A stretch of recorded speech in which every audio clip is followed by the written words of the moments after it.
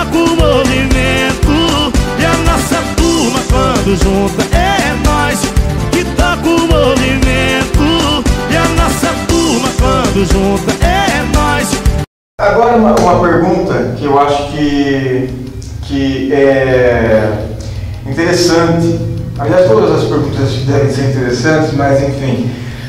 O que classifica um bom empregador, né, para quem está querendo aqui oferecer uma vaga, para quem está querendo, um empresário está querendo anunciar uma vaga, falou assim, olha, eu vou lá na Mais Humana RH, vou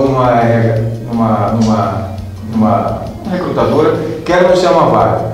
O que classifica um bom empregador e um bom empregado? Que daí através dessa vertente, o empregador ele vai proporcionar um ambiente de trabalho que traga satisfação ao empregado. Ele vai ter bons planos de cargos e salário, ele vai ter um bom ambiente organizacional e ele vai proporcionar uma boa experiência para esse empregado. Então, um bom empregado é aquele que busca uma missão no seu trabalho, que ele vai fazer de uma forma diferente, uma forma que faça sentido para a vida dele, o trabalho dele vai ter mais sentido, então ele vai se aperfeiçoar cada vez mais e, por outro lado, o empregador traga uma experiência para ele que seja positiva. Mas isso aí é esse produto do empregado, do empregador, no caso. Isso, e do empregado que busca busca se qualificar, porque ele vai encontrar no trabalho dele como se fosse ele vai encontrar sentido no trabalho dele, então ele vai buscar se qualificar, ele vai buscar fazer da melhor forma possível. Esse seria o bom empregado, o talento, no caso. Seria uma pessoa, um talento, ele seria definido como alguém que busca sempre se aperfeiçoar naquilo que ele faz. E o empregado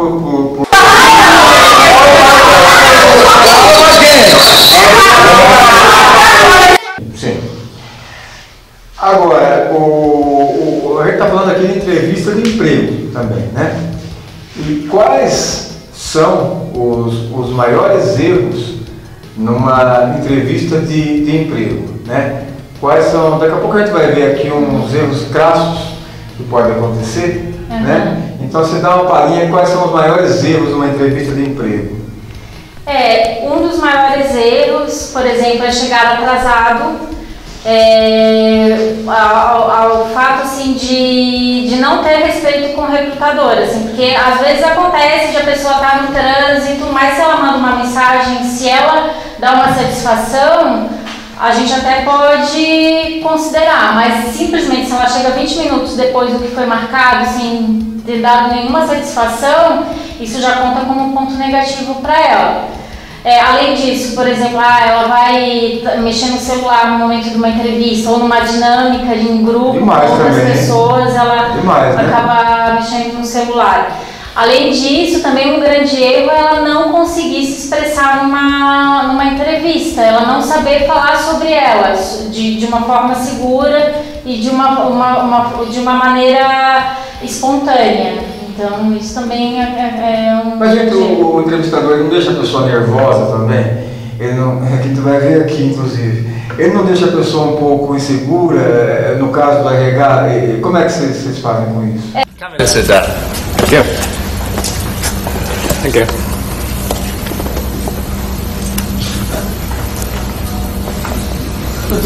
Would you mind just standing up for a moment? Thank you. Take a seat. What? Take a seat. Oh, certainly.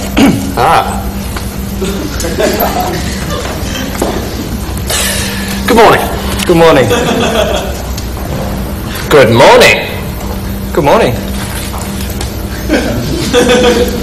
Tell me, why did you say good morning when you know perfectly well that it's afternoon? Well, you said good morning.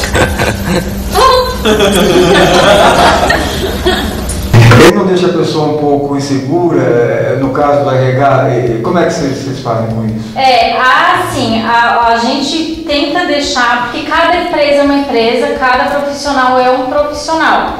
Então, assim, a gente tenta deixar o entrevistado o mais descontraído possível, até para que a gente possa conhecer ele melhor.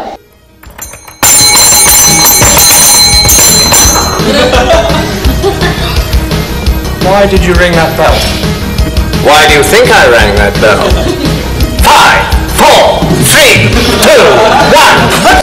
2, 1. Um ambiente tenso, e isso existe mesmo, de criar um ambiente tenso. Às vezes muitos recrutadores acham que porque tem o poder da decisão, criam ali um momento assim de tensão de deixar o empregado subserviente, né? Tem alguns recrutadores dessa maneira, mas na Mais Humana RH o nosso foco é totalmente diferente. A gente tenta deixar o candidato o mais tranquilo possível, para que justamente a gente possa conhecer ele, porque só dessa maneira ele vai se mostrar como verdadeiramente ele é, como ele vai se mostrar lá no ambiente de trabalho. Então não adianta a gente só criar um ambiente tenso ali e ele acabar entrando num personagem para passar na entrevista e lá no dia a dia do trabalho ele ser outra pessoa totalmente diferente. Trabalho, ofício e cursos profissionalizantes. Vamos falar sobre isso na visão de uma recrutadora. Tá. Começando por trabalho. No caso, o trabalho tem uma frase que diz que muitos querem emprego, mas não querem trabalho. Então, o trabalho, o recado que eu dou, assim, a mensagem que eu quero passar é que tudo dá trabalho. Então, se você quer sair da sua zona de conforto, isso vai dar trabalho. Então, qualquer coisa que você faça dá trabalho. Então, para alcançar os objetivos dá trabalho. Então, é importante que você se disponha ao trabalho. Tá? Ofício, no caso, ofício eu acredito como uma junção daquilo que você faz com aquilo que você ama.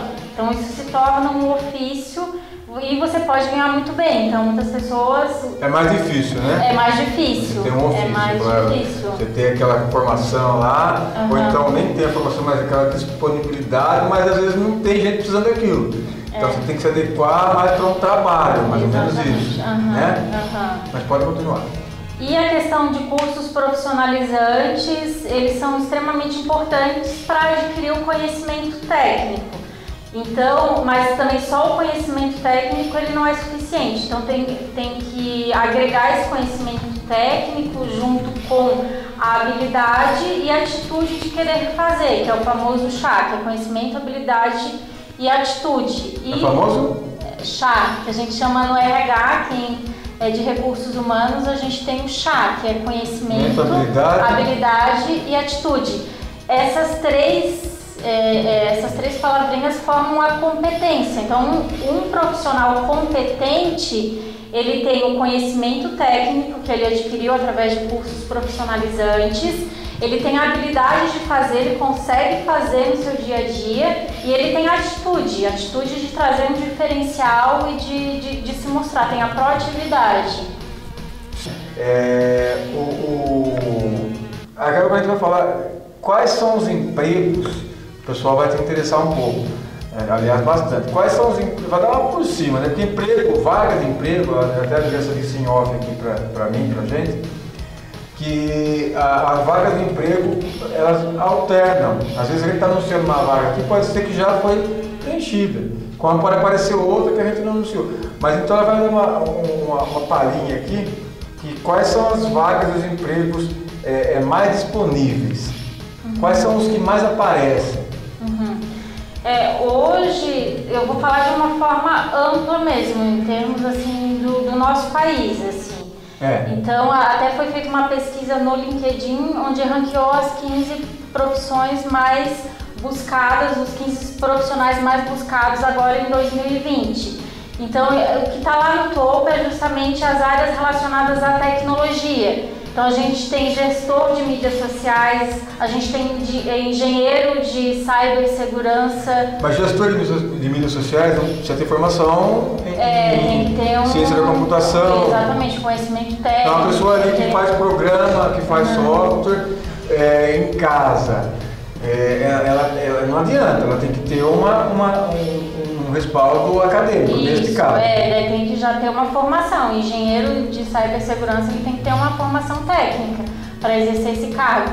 Agora, por exemplo, gestor de mídias sociais, se a pessoa tem uma habilidade em mídias sociais, se sabe um pouco de marketing digital, digital, ela já consegue gerenciar, e se consegue gerenciar alguns aplicativos, ela já consegue fazer esse trabalho de gerenciamento. Mas qual a formação que ela teria que ter? Ela, no caso, ela tem que ter mais de marketing, voltado para marketing. Tem curso, tem faculdade de O gestor de mídias sociais, ele tem que ter mais habilidade mesmo. Ele tem que saber gerenciar as mídias sociais. Ele tem que saber gerenciar um Facebook, gerenciar um LinkedIn, e também usar ali o marketing digital para fazer esse gerenciamento então, das mídias sociais. Então, aí esses daí vocês pegam mais pelo feeling. É isso.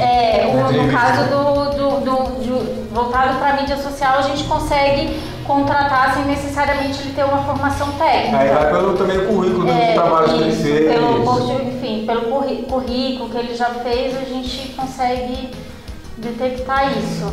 A gente não vive mais, as empresas não são mais linhas de produção onde cada um faz uma etapa do processo. Hoje as empresas são muito mais dinâmicas, então a pessoa ela tem que estar muito mais dinâmica nesse mercado, ela tem que ter muita criatividade, ela tem que ler bastante, ela tem que estar buscando informação o tempo todo. Então, para ela poder se destacar, para ela se inserir no mercado de trabalho e se manter nele, ela tem que estar seguindo essa tendência que a gente está. Que hoje já não é mais tão estático, hoje tudo está em movimento. Sim, sim. Mas você falou sobre TI, você falou sobre qual mais que ela falou aí? Foi sobre tecnológico, engenharia.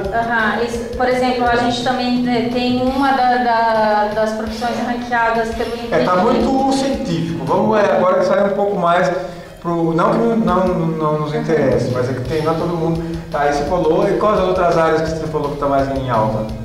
A gente também tem, agora para São Carlos, e no caso da minha empresa, a gente tem bastante vendedor tanto interno quanto externo, e mais nessa área assim também de auxiliar administrativo, gerente de loja, vendedor, gerente de loja. Gerente de loja, são cargos mais corriqueiros, digamos assim, exatamente, né? Dessa maneira. E aqui em São Carlos também tem uma grande concentração de fábricas, então até tem algumas vagas, por exemplo, de auxiliar de produção. Qual é a experiência? E daí a pessoa tem que ter experiência, pelo menos experiência ali em carteira assinada. Por exemplo, um repositor de mercadoria. Então ele tem que ter no mínimo uns 2 anos de experiência de carteira assinada. A gente não vai entrar nesse assunto que não é o foco. Eu só dei que é difícil, você vai lá para ter experiência, mas se eu nunca trabalhei, eu não vou ter experiência, né? Mas não é esse o foco da pergunta aqui. Então você tem bastante nessa área que tem para quem tem o terceiro colegial, como se diz, falando bem de forma acessível, né? O segundo grau completo, tem essas áreas de repositor, tem áreas de vendedor de loja, às vezes não um cargo assim de gerente, quando é só um vendedor, ele tendo bastante experiência, bastante habilidade, a gente contrata sem necessariamente ele ter ali a formação. Já viu de a pessoa ser um estagiário, acabar sendo contratado, indo para nível gerencial e às vezes até chegar como CEO da empresa. Chegar CEO... mas eu já vi nesses anos de experiência que eu tenho com RH, eu já vi muito disso. Já vi alguns casos, não vou dizer que não é uma coisa constante, mas a gente tem pessoas que vieram de baixo e subiram. E quem por exemplo, você está falando agora de contratar um empregado, no sentido intrínseco da palavra, mas agora, e quem quiser, por exemplo, contratar se tem uma MEI e quer contratar uma MEI, existe isso também? Como é que o RH interfere ou age nessa questão aí? Tem uma MEI, eu quero oferecer meu serviço. O cara da MEI, o dono da MEI vai lá, oferece para vocês, ou chega lá outra empresa e fala, estou precisando de uma MEI aqui para entregar. Como é que funciona? A gente trabalha com o cliente, que é o que está buscando um profissional. Então, se esse cliente me diz, eu quero um prestador de serviço que tenha uma MEI, a gente vai buscar esse profissional no mercado de trabalho e trazer para esse cliente. Então, não é o contrário, não é a MEI vir dizer para mim, Andressa, eu quero um trabalho. Sim, o empregador. A gente trabalha mais da forma, a gente não é head job, a gente é head hunter, assim, mas a gente busca o profissional e traz para a empresa. A gente não busca o emprego e traz para o profissional. Vocês buscam o profissional e traz para a empresa. Isso. E não a empresa profissional. Então essa diferença entre head job e head hunter. Head hunter, exatamente. Uma empresa Então vocês são head hunter. Head hunter. Vocês são. É uma empresa. Vocês são